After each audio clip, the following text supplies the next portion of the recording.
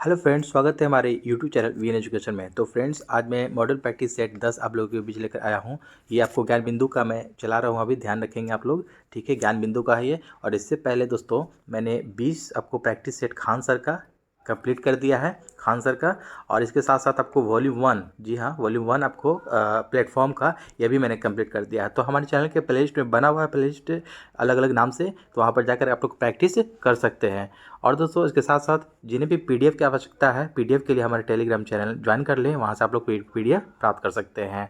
तो चलिए दोस्तों प्रश्न की ओर। और प्रश्न की ओर जाने से पहले एक ही अनुरोध है कि दोस्तों हमारे चैनल को सब्सक्राइब करें अगर विजिट करके आप आए हैं तो, और दोस्तों में अपने शेयर करना ना भूलें। तो चलिए सीधे चलते हैं प्रश्न की ओर।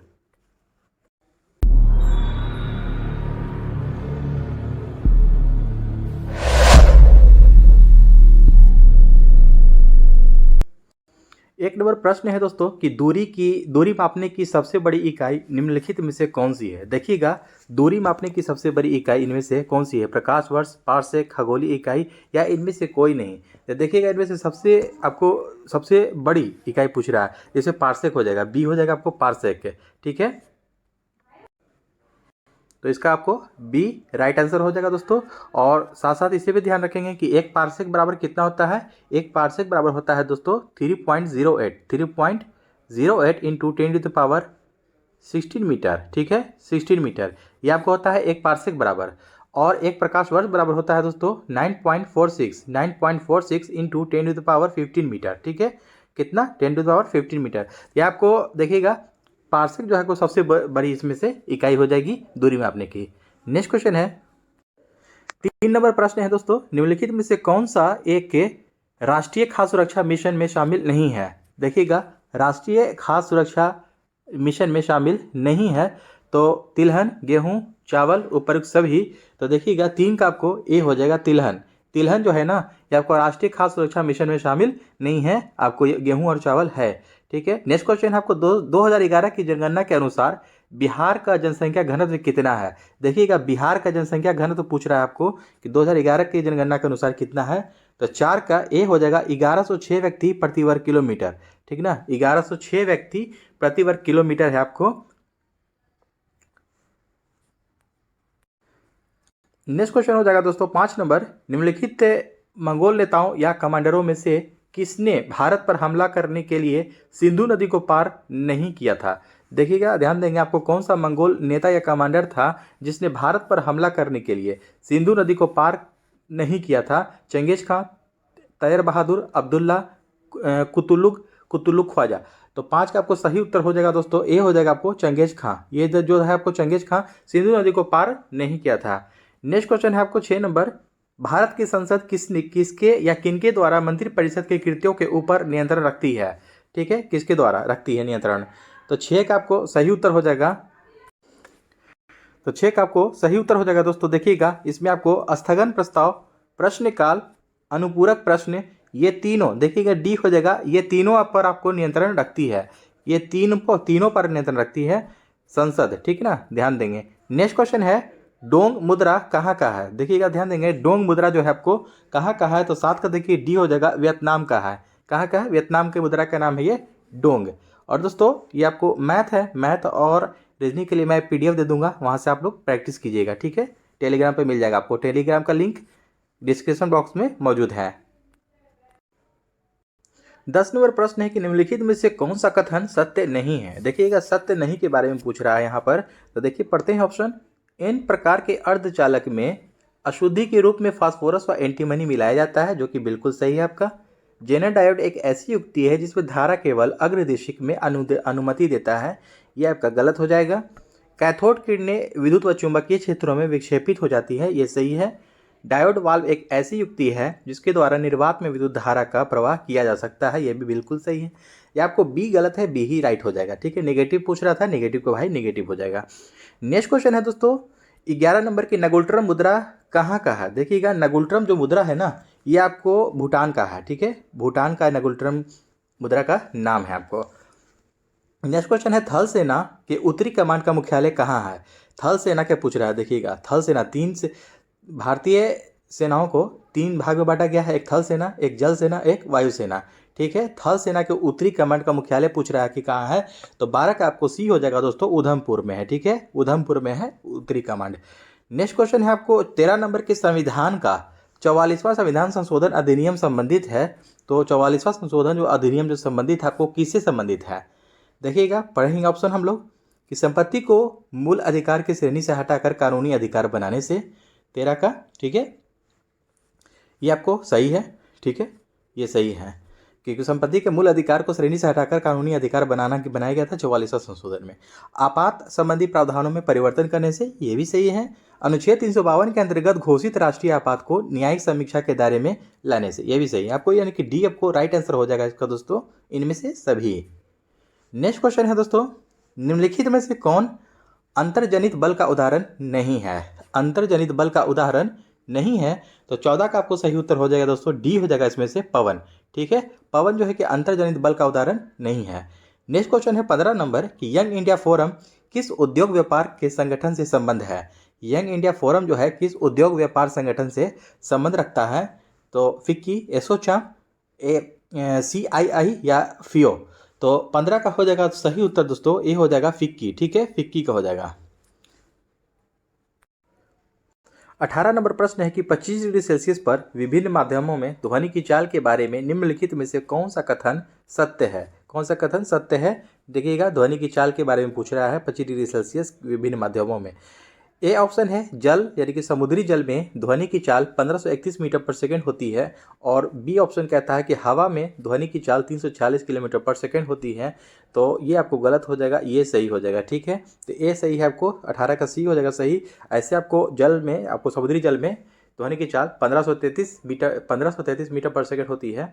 ठीक है ना, और हवा में ध्वनि की चाल 332 मीटर पर सेकेंड होती है, 332 होती है। ये आपको गलत हो जाएगा, ये आपका सही है लगभग। ठीक है, ये आपका ए सत्य है। 19 नंबर प्रश्न देखेंगे दोस्तों, सूची 1 को सूची 2 से सुमेलित करना है। ठीक है, यहाँ पर देखिएगा आपको विद्रोह स्थल दे दिया है और यहाँ पर नेतृत्व कर्ता दे दिया है कि कहाँ से कौन नेतृत्व किए। तो देखिएगा 1857 की क्रांति से रिलेटेड है ये। तो झांसी से किसने किया था? तो रानी लक्ष्मीबाई ने किया था। ठीक है, आप लोग जानते होंगे। जगदीशपुर से वीर कुंवर सिंह ने किया था, आरा के बगल में पड़ता है जगदीशपुर। ठीक है, ध्यान देंगे।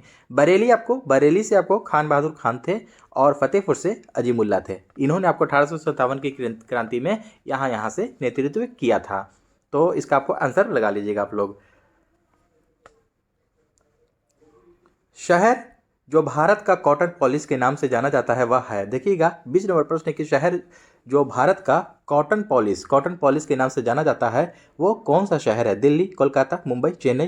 तो 20 का आपको सही उत्तर हो जाएगा सी, मुंबई। ठीक है, मुंबई जो है आपको कॉटन पॉलिश के नाम से जाना जाता है। नेक्स्ट क्वेश्चन है, लोकायुक्त कानून सर्वप्रथम 1970 में ओडिशा में पारित हुआ, लेकिन सर्वप्रथम कहाँ लागू हुआ? देखिए ध्यान देंगे, लोकायुक्त जो है आपको, लोकायुक्त कानून सर्वप्रथम 1970 में ओडिशा में आपको पारित हुआ था, लेकिन सर्वप्रथम यहाँ लागू कहाँ हुआ सबसे पहले? तो 21 का आपको देखिएगा सही उत्तर हो जाएगा दोस्तों, डी हो जाएगा, महाराष्ट्र में सबसे पहले लागू हुआ। नेक्स्ट क्वेश्चन है 22 नंबर की, राष्ट्रीय जलमार्ग संख्या 1 किन दो स्थलों के मध्य है? देखिएगा किन दो स्थलों के मध्य है, राष्ट्रीय जलमार्ग पूछ रहा है। ठीक है ना, NH नहीं, NWN पूछ रहा है, ये NH1 नहीं, ध्यान देंगे। राष्ट्रीय जलमार्ग संख्या 1 है, तो ये आपको इलाहाबाद से हल्दिया पड़ता है। ठीक है, 22 का देखिएगा, 22 का बी हो जाएगा, इलाहाबाद से हल्दिया है, और सादिया से धुबरी पट्टी जो है ये आपको NW2 है। ठीक है, NW2 है, इसको ध्यान रखेंगे। NW3 है, 2 है, सादिया से धुबरी पट्टी। कोलम से कोटापुरम ये आपको NW3 है, ये NW3 है, ध्यान रखें। काकीनाड़ से मरक्कारम ये आपको हो जाएगा NW4, ध्यान रखेंगे।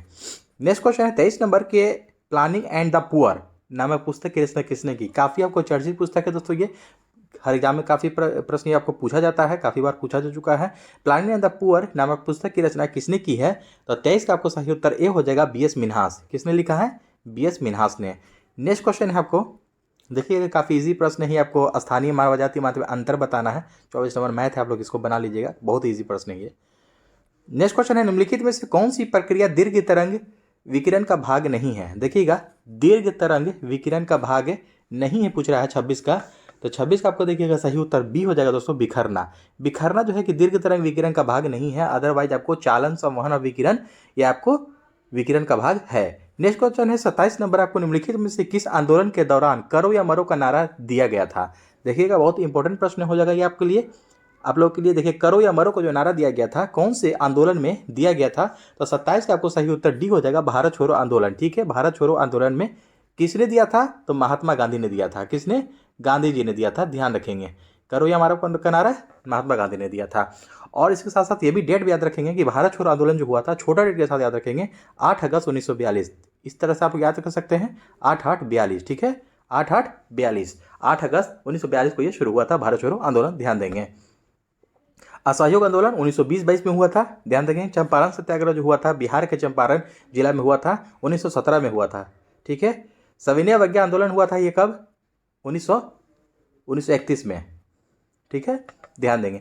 नेक्स्ट क्वेश्चन 28 नंबर की, किस शहर को गुलाबी शहर के नाम से जाना जाता है? देखिएगा इंपॉर्टेंट अच्छी प्रश्न है कि गुलाबी शहर के नाम से किसे जाना जाता है? तो 28 का आपको सही उत्तर बी हो जाएगा, जयपुर को गुलाबी शहर के नाम से जाना जाता है। नेक्स्ट क्वेश्चन, भारतीय संविधान के अनुसार मानव का दुर्व्यापार और बलात्सर्व निषेध है, यह कौन से अनुच्छेद में वर्णित है? कौन सा अनुच्छेद में वर्णित है? मानव के, देखिए, मानव का दुर्व्यापार और बलात्सर्व निषेध। ठीक है, तो बलात्सर्व जैसे आपको आ जाएगा, तो बलात्सर्व अनुच्छेद कितना हो जाएगा? अनुच्छेद 23। ठीक है, अनुच्छेद 23 में है बलात्सर्व। और वहीं बाल श्रम दे देगा ना, तो अनुच्छेद 24। काफ़ी कंफ्यूज करता है ये प्रश्न कि, ठीक ना, बाल श्रम, ठीक ना, बाल श्रम, ये आपको हो जाएगा आंसर, क्वेश्चन देगा कि बाल श्रम किससे संबंधित है अनुच्छेद से? अनुच्छेद 24 हो जाएगा ये। ठीक है, अनुच्छेद 24। और वही जब बलात्सर्व है, बलात्सर्व अनुच्छेद 23 से संबंधित है, ध्यान देंगे। 30 नंबर प्रश्न है दोस्तों कि भारतीय संविधान के किस अनुच्छेद में सर्वोच्च तथा उच्च न्यायालयों की भाषा का उल्लेख किया गया है? देखिएगा कौन सा अनुच्छेद में है, आपको सुप्रीम कोर्ट तथा हाई कोर्ट के न्यायालयों का भाषा का उल्लेख किया गया है। तो 30 का आपको सही उत्तर ए हो जाएगा दोस्तों, अनुच्छेद 348 में ये किया गया है उल्लेख। ठीक है, सुप्रीम कोर्ट और हाई कोर्ट में न्यायालयों की भाषा का उल्लेख है। नेक्स्ट क्वेश्चन है दोस्तों 31 नंबर, देखिएगा यहाँ मैथ है, आप लोग बना लेंगे इसको। और अगला प्रश्न हो जाएगा, निर्वात में प्रकाश की चाल 3.08 होता है, ठीक ना, 3.0 ही होता है। ठीक है, माफ कीजिएगा, 3.0 × 10⁸ मीटर पर सेकेंड। ठीक है, निर्वात में ये प्रकाश की चाल जो सबसे तेज होती है। ठीक है, सबसे ज़्यादा आपको प्रकाश की चाल किस में होती है? निर्वात में होती है, ध्यान रखेंगे। यदि जल का अपवर्तनांक इसमें 1.33 हो तो जल में प्रकाश की चाल क्या होगी? जल में प्रकाश की चाल क्या होगी? तो 34 का आपको देखिएगा सही उत्तर हो जाएगा दोस्तों, सी हो जाएगा इसमें, 2.26 × 10⁸ मीटर पर सेकेंड।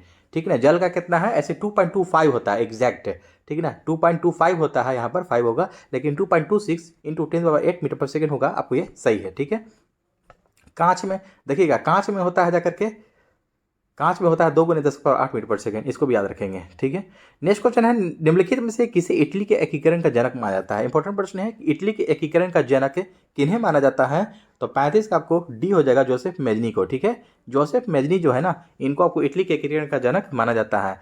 नेक्स्ट क्वेश्चन है, बिहार दिवस मनाया जाता है, कब मनाया जाता है? देखिएगा, बिहार दिवस 22 मार्च को मनाया जाता है। कब मनाया जाता है? 36 का सी हो जाएगा दोस्तों, 22 मार्च को मनाया जाता है बिहार दिवस है। वहीं आपको 22 अप्रैल पूछ देगा, तो 22 अप्रैल पृथ्वी दिवस। ठीक है, पृथ्वी दिवस मनाया जाता है। नेक्स्ट क्वेश्चन, निम्नलिखित में से किस राज्य या केंद्र शासित प्रदेश में अनुसूचित जनजाति निवास है? यानी कि अनुसूचित जनजाति बोल रहा है, तो यानी कि एसटी के बारे में बोला जा रहा है, ये एसटी निवास करती है हरियाणा, पंजाब, दिल्ली, उत्तर प्रदेश। तो 37 का आपको सही उत्तर हो जाएगा, डी हो जाएगा, उत्तर प्रदेश। ठीक है, कौन सा राज्य के शासित प्रदेश से अनुसूचित जनजाति निवास करती है? तो उत्तर प्रदेश है। 40 नंबर प्रश्न है दोस्तों कि कोई वस्तु एक तरल में तैरेगी या डूबेगी, यह निम्नलिखित में से किस पर निर्भर करता है? देखिएगा, कोई वस्तु है जो तरल में आपको लिक्विड में तैरेगी या डूबेगी, निम्नलिखित में से किस पर निर्भर करता है? तो 40 का देखिएगा दोस्तों, बढ़ते हैं ऑप्शन, केवल वस्तु का द्रव्यमान पर नहीं, केवल वस्तु का द्रव्यमान और तरल का घनत्व, वस्तु और तरल के घनत्व में अंतर, केवल वस्तु का द्रव्यमान और आकार। तो देखिएगा आपको सी हो जाएगा राइट आंसर, कि वस्तु और तरल के घनत्व में अंतर पर निर्भर करता है, ये डिपेंड करता है कि कोई वस्तु तरल में तैरेगी या डूबेगी, उसकी डेंसिटी पर। 41 नंबर प्रश्न है दोस्तों कि राजस्व में रयतवाड़ी प्रयोग का प्रारंभ किसके द्वारा किया गया? देखिएगा, राजस्व में रयतवाड़ी प्रयोग का प्रारंभ किसके द्वारा किया गया? तो 41 का बी हो जाएगा, अलेक्जेंडर रीड के द्वारा। किसके द्वारा? Alexander read. नेक्स्ट क्वेश्चन है, विश्वेश्वरैया लौह एवं इस्पात लिमिटेड खालिस्तान राज्य में स्थित है। विश्वेश्वरैया लौह एवं इस्पात लिमिटेड किस राज्य में स्थित है? तो 42 का डी हो जाएगा, कर्नाटक में ये स्थित है। नेक्स्ट क्वेश्चन 43 नंबर की, विद्युत मोटर में क्या होता है? किसमें आपको चेंजिंग होता है विद्युत मोटर में? तो देखिएगा, ऊष्मा ऊर्जा को विद्युत ऊर्जा में बदलता है, नहीं, गलत है ये। विद्युत ऊर्जा को ऊष्मा ऊर्जा में, यह भी गलत है। विद्युत ऊर्जा को यांत्रिक ऊर्जा में बदलता है, बिल्कुल आपका यही सही है आपका, ठीक है, तीसरा वाला ही सही हो जाएगा आपका यहाँ पर, ठीक है, ध्यान देंगे, तीसरा वाला ही हो जाएगा कि विद्युत ऊर्जा को जो है यांत्रिक ऊर्जा में बदलता है क्या? विद्युत मोटर, जिससे हम लोग पानी चढ़ाते हैं मोटर से टंकी में, ध्यान देंगे, ठीक है। 43 का सी हो जाएगा आपको, विद्युत ऊर्जा को यांत्रिक ऊर्जा में बदलता है। जैसे ही हम लोग बटन ऑन करते हैं तो पानी चलना स्टार्ट हो जाता है और टंकी भर जाती है, ठीक है। 47 नंबर प्रश्न है कि सीरेंडिपिटी का संबंध किससे है? देखिएगा, सीरेंडिपिटी का संबंध किससे है? तो 47 का ए हो जाएगा, अचानक हो जाने वाली खोजों से, ठीक है ना, अचानक हो जाने वाली खोजों से, मतलब कोई चीज़ खोज रहे हो अचानक से, मतलब खोजों से जो खोजा जाता है ना, वही आपको सीरेंडिपिटी से का संबंध इसी से है, अचानक हो जाने वाली खोजों से, कोई भी अचानक से जो चीज़ मिल जाता है कभी। नेक्स्ट क्वेश्चन है आपको 49 नंबर, अकबर के द्वारा 1567-68 ईस्वी में चित्तौड़ पर आक्रमण के समय मेवाड़ का शासक कौन था? देखिएगा, 1567-68 में जब अकबर के द्वारा चित्तौड़ पर आक्रमण जब किया था, उस समय मेवाड़ का शासक कौन था? राणा सांगा, राणा उदय सिंह, महाराणा प्रताप, राणा अमर सिंह। तो 49 का आपको देखिएगा सही उत्तर हो जाएगा बी दोस्तों, राणा उदय सिंह। कौन थे उस समय मेवाड़ के शासक? राणा उदय सिंह। 49 का बी हो जाएगा। नेक्स्ट क्वेश्चन है 50 नंबर की, सांची स्तूप मूल रूप से किस मौर्य शासक ने बनवाया था? सांची का स्तूप जो है मूल रूप से कौन सा मौर्य शासक ने बनवाया था? तो 50 का सी हो जाएगा दोस्तों, अशोक ने बनवाया था, ठीक है, अशोक ने। नेक्स्ट क्वेश्चन हो जाएगा, भारत की पहली महिला राष्ट्रपति कौन बनी? देखिएगा, इंपॉर्टेंट प्रश्न है कि भारत की पहली महिला राष्ट्रपति कौन बनी? तो 51 का आपको बी हो जाएगा, प्रतिभा पाटिल, ठीक है, प्रतिभा पाटिल।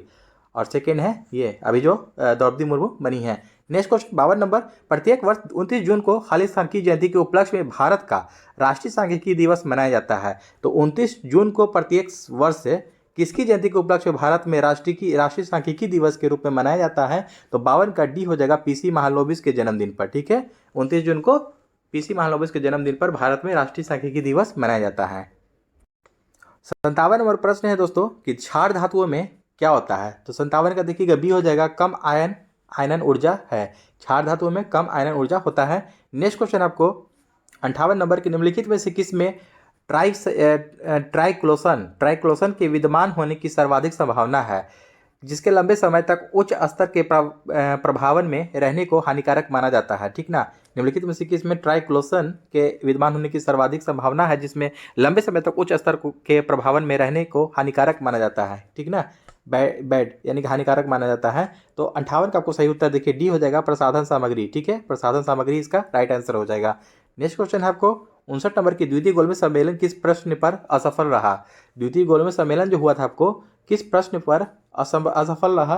तो 59 का ए हो जाएगा आपको, सांप्रदायिक प्रतिनिधित्व के प्रश्न पर असफल रहा। ध्यान देंगे, द्वितीय गोलमेज सम्मेलन कब हुआ था? ये आपको 1931 में हुआ था। कब हुआ था? 1931, पहला 1930 और तीसरा 1932 में, ध्यान देंगे, ठीक है, गोलमेज सम्मेलन। नेक्स्ट क्वेश्चन आपको 60 नंबर के, बहमनी राज्य का संस्थापक कौन था? तो बहमनी साम्राज्य का संस्थापक 60 का ए हो जाएगा आपको, अलाउद्दीन हसन, ठीक ना, अलाउद्दीन हसन था जो बहमनी राज्य का संस्थापक था। 65 नंबर प्रश्न है कि सामान्य दृष्टि के लिए निम्नलिखित में से कौन सा विटामिन आवश्यक होता है? सामान्य दृष्टि के लिए निम्नलिखित में से कौन सा विटामिन जो है कि आवश्यक होता है? तो 65 का डी हो जाएगा, रेटिनॉल, ठीक है, सामान्य दृष्टि के लिए यानी कि देखने के लिए रेटिनॉल बोला जाए तो देखिए घुमा करके क्वेश्चन ऑप्शन दे दिया है, ये विटामिन ए के बारे में बोला जा रहा है, ठीक है, विटामिन ए का आपको रासायनिक नाम है रेटिनॉल, ठीक है, ध्यान देंगे, ठीक ना। B2 का देखिए, B2 का रासायनिक नाम होता है राइबोफ्लेविन, ठीक है, फॉलिक अम्ल आपको B11 का होता है, इसको ध्यान रखेंगे। नियासिन होता है आपको B3 का, ठीक है ना, इस तरह से याद रखेंगे। नेक्स्ट क्वेश्चन है आपको 66 नंबर के, मानव द्वारा निर्मित प्रथम संश्लेषित रेशा है, तो मानव के द्वारा निर्मित प्रथम संश्लेषित रेशा इसमें से कौन सा है? तो 66 का आपको ए हो जाएगा दोस्तों, नाइलॉन जो था ना, मानव के द्वारा निर्मित प्रथम संश्लेषित रेशा था आपको, सिंथेटिक फाइबर। नेक्स्ट क्वेश्चन है, कांग्रेस में इनमें से किसने समाजवादी दृष्टिकोण का प्रतिनिधित्व किया? कांग्रेस में इनमें से किसने समाजवादी दृष्टिकोण का प्रतिनिधित्व किया? तो 67 का आपको सही उत्तर बी हो जाएगा, नरेंद्र देव ने किया। अगला प्रश्न है आपको, ICS की परीक्षा पास करने वाले प्रथम भारतीय कौन थे? देखिएगा, ICS परीक्षा पास करने वाले प्रथम भारतीय कौन थे? तो 68 का सी हो जाएगा दोस्तों, सत्येंद्रनाथ टैगोर, ठीक है, सत्येंद्रनाथ टैगोर। 73 नंबर प्रश्न है कि उत्कृष्ट धातु को घोलने के लिए निम्नलिखित में से किस एक का किस एक का प्रयोग किया जाता है? उत्कृष्ट धातु को घोलने के लिए निम्नलिखित में से किस एक का प्रयोग किया जाता है? तो 73 का देखिए डी हो जाएगा एक्वा रेजिया। ठीक है, एक्वा रेजिया।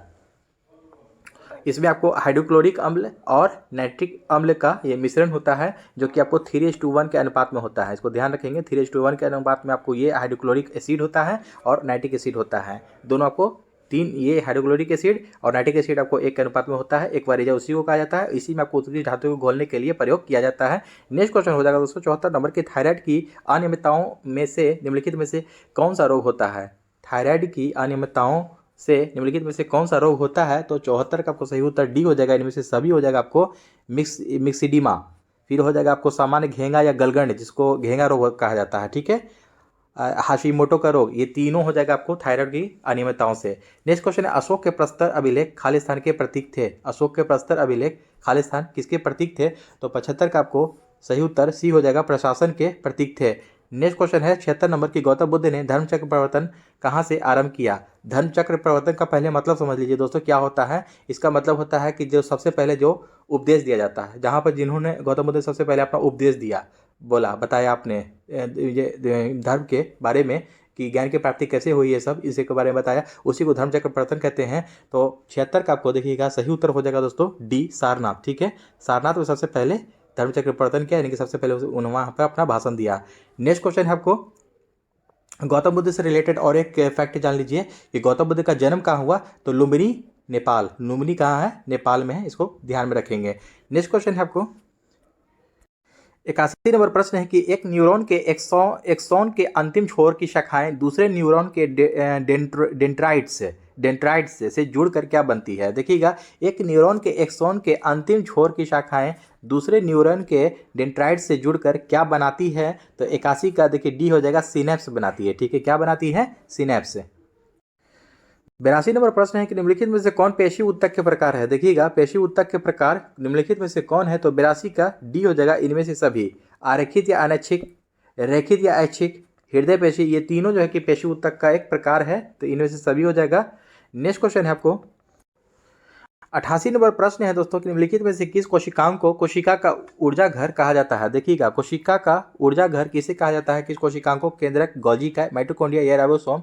तो 88 का दोस्तों सी हो जाएगा, माइटोकॉन्ड्रिया को कोशिका का ऊर्जा घर कहा जाता है। ठीक है, और साथ साथ इसे भी याद रखेंगे कि गोल्गी का की खोज किसने की थी? कैमिलो गोल्जी ने किया था, कैमिलो गोल्जी ने किया था। और राइबोसोम को क्या कहते हैं? प्रोटीन की फैक्ट्री। ठीक है, प्रोटीन की फैक्ट्री कहते हैं, ध्यान रखेंगे।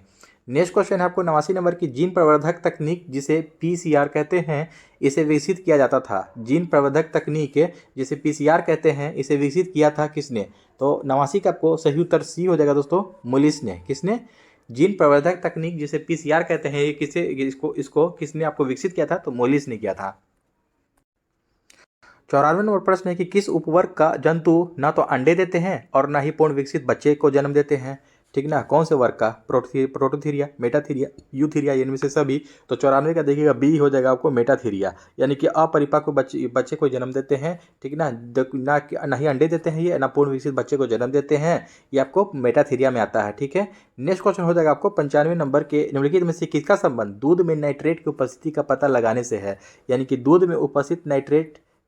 में नाइट्रेट की उपस्थिति का पता लगाने से किसका आपको है? हांसा परीक्षण, प्रोसिपिटेंट परीक्षण, और वैनिडियम या पिगरिक अम्ल का परीक्षण। तो देखिएगा 95 का आपको सही उत्तर दोस्तों सी हो जाएगा आपको, वैनिडियम थ्योरी। ठीक है, वैनिडियम थ्योरी जो है ना, इसमें दूध में नाइट्रेट की उपस्थिति का पता लगाने से संबंधित है ये परीक्षण। ठीक है, वैनिडियम में पता चलता है। नेक्स्ट क्वेश्चन हो जाएगा 129 नंबर प्रश्न है कि बिम्स्टेक एनर्जी सेंटर किस देश में स्थापित किया जाएगा? देखिएगा, बिम्स्टेक एनर्जी सेंटर किस देश में स्थापित किया जाएगा? तो इसका बी हो जाएगा आपको, भारत में किया जाएगा। 130 नंबर प्रश्न है कि हाल ही में किस शहर के पास 1000 साल पुरानी जैन मूर्तियां मिली हैं? देखिएगा, काफ़ी इंपॉर्टेंट प्रश्न हो जाएगा आपको ये, वीवीआई हो जाएगा, इसको वीवीआई लगा लीजिएगा कि 1000 साल पुरानी जैन मूर्तियां मिली हैं, हाल ही में किस शहर के पास मिली है? तो 130 का सी हो जाएगा दोस्तों, हैदराबाद में। कहाँ मिली है? हैदराबाद में 1000 साल पुरानी जैन मूर्तियां मिली हैं वहाँ पर। नेक्स्ट क्वेश्चन है आपको 131 नंबर के, निम्नलिखित में से किस गुरु ने गुरुमुखी लिपि का शुरुआत की? देखिएगा, गुरुमुखी लिपि की शुरुआत किसने की? तो 131 का आपको ए हो जाएगा दोस्तों, गुरु अंगद देव ने किया था। ठीक है, गुरु अंगद देव ने किया था।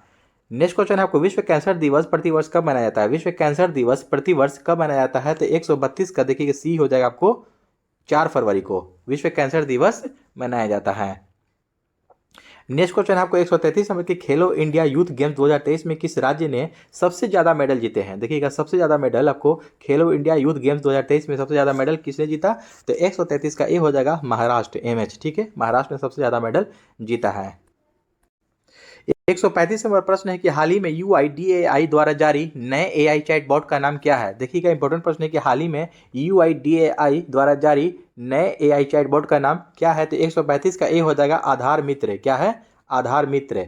नेक्स्ट क्वेश्चन है आपको, 136 नंबर के, उत्तर भारत का पहला न्यूक्लियर पावर प्लांट किस राज्य में स्थापित किया जा रहा है? उत्तर भारत का पहला न्यूक्लियर पावर प्लांट किस राज्य में स्थापित किया जा रहा है? तो 136 का बी हो जाएगा आपको हरियाणा में किया जा रहा है, ध्यान देंगे हरियाणा में।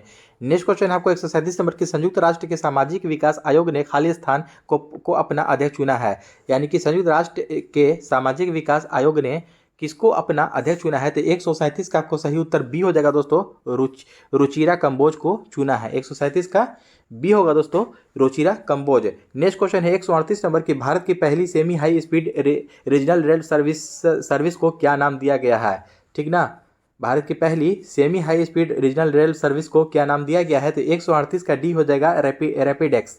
क्या नाम दिया गया है? रैपिडेक्स। 140 नंबर प्रश्न है कि अरब सागर में उठे बिपरजॉय साइक्लोन, जो अभी हाल ही में उठा था, बिपरजॉय साइक्लोन का नामकरण किस देश के द्वारा किया गया है? तो 140 का सी हो जाएगा, ये बांग्लादेश के द्वारा किया गया है ये नामकरण। बिपरजॉय साइक्लोन का नाम बांग्लादेश के द्वारा किया गया है। 141 नंबर प्रश्न है, किस देश ने दुनिया की सबसे शक्तिशाली हाइपरसोनिक पवन सुरंग का अनावरण किया? दुनिया की सबसे शक्तिशाली हाइपरसोनिक पवन सुरंग का अनावरण किया है? तो 141 का डी हो जाएगा, चीन ने किया है। नेक्स्ट क्वेश्चन है आपको, 142 नंबर की, फ्रेंच ओपन 2023 के पुरुष एकल फाइनल का खिताब किसने जीता है? फ्रेंच ओपन 2023 का पुरुष एकल का खिताब किसने जीता है? तो 142 का एक हो जाएगा दोस्तों, नोवाक जोकोविच ने जीता है। 144 नंबर प्रश्न है कि हाल ही में पुलित्जर पुरस्कार विजेता कॉर्मिक मैकार्थी, क्या है? कॉर्मिक मैकार्थी का 89 वर्ष की आयु में निधन हो गया। वह एक प्रसिद्ध क्या थे? तो 144 का सही उत्तर देखिए डी हो जाएगा आपको, ये क्या थे? लेखक थे। तो पुलित्जर पुरस्कार दोस्तों ये भी याद रखेंगे, ध्यान देंगे, नोट करेंगे कि पुलित्जर पुरस्कार जो है किस क्षेत्र में दिया जाता है? तो ये पत्रकारिता के क्षेत्र में दिया जाता है। किस क्षेत्र में? पत्रकारिता के क्षेत्र में दिया जाता है ये पुलित्जर पुरस्कार, पत्रकारिता। नेक्स्ट क्वेश्चन आपको 145 नंबर के, हाल ही में TCS के CEO के रूप में किसे कार्यभार संभाला है? ठीक, TCS के CEO के रूप में किसने कार्यभार संभाला है? तो 145 का आपको ए हो जाएगा दोस्तों, के कृतिवासन ने TCS के CEO के रूप में कार्यभार संभाला है। नेक्स्ट क्वेश्चन 65वें रमन मैग्सेसे पुरस्कार 2023 के चार विजेताओं में शामिल किस भारतीय को सम्मानित किया गया है? देखिएगा रमन मैग्सेसे पुरस्कार जो 2023 से मिला है, 4 विजेता इसके हैं और इनमें से किस भारतीय को सम्मान किया गया है? तो 146 का आपको सही उत्तर बी हो जाएगा, डॉक्टर रवि कन्नन आर। ठीक है, doctor Ravi Kannan R. Next question है 147 नंबर कि भारत की पहली ग्रीन हाइड्रोजन फ्यूज सेल बस को किस राज्य के शासित प्रदेश में लॉन्च किया गया है? ठीक है, ध्यान देंगे कि भारत की पहली ग्रीन हाइड्रोजन फ्यूज सेल बस को किस राज्य के शासित प्रदेश में लॉन्च किया गया है? तो 147 का आपको सही उत्तर डी हो जाएगा, दिल्ली में। ठीक है, कहाँ? दिल्ली में। अगला प्रश्न है 148 नंबर की, आदि शंकराचार्य की 108 फीट ऊंची प्रतिमा स्टैच्यू ऑफ वननेस का लोकार्पण कहाँ किया जाएगा? तो देखिएगा आदि शंकराचार्य की 108 फीट ऊंची प्रतिमा जो है आपको स्टैच्यू ऑफ वननेस, इसका नाम क्या है? स्टैच्यू ऑफ वननेस कहाँ लोकार्पण किया जाएगा? तो 148 का सी हो जाएगा आपको, MP मध्य प्रदेश में। ठीक है, नेक्स्ट क्वेश्चन है और इसका अंतिम प्रश्न है कि 132वें डूरंड कप 2023 की विजेता टीम कौन सी है? 132वें डूरंड कप 2023 की विजेता टीम कौन सी है? तो 150 का तो डी हो जाएगा आपको, मोहन बगान SG। ठीक है, मोहन बगान SG कोलकाता में ही स्थित। तो दोस्तों आई होप कि आज का भी सेशन अच्छा लगा हो तो आप हमारे चैनल को सब्सक्राइब करें, अपने दोस्तों में शेयर करना ना भूलें और एक लाइक और कमेंट भी प्यार करते जाए ताकि हमको मोटिवेशन मिलता रहे और इसी तरह से आपको लोगों के लिए वीडियो में लेकर आता रहूं। तो दोस्तों चलिए मिलते हैं नेक्स्ट सेट में। जय हिंद।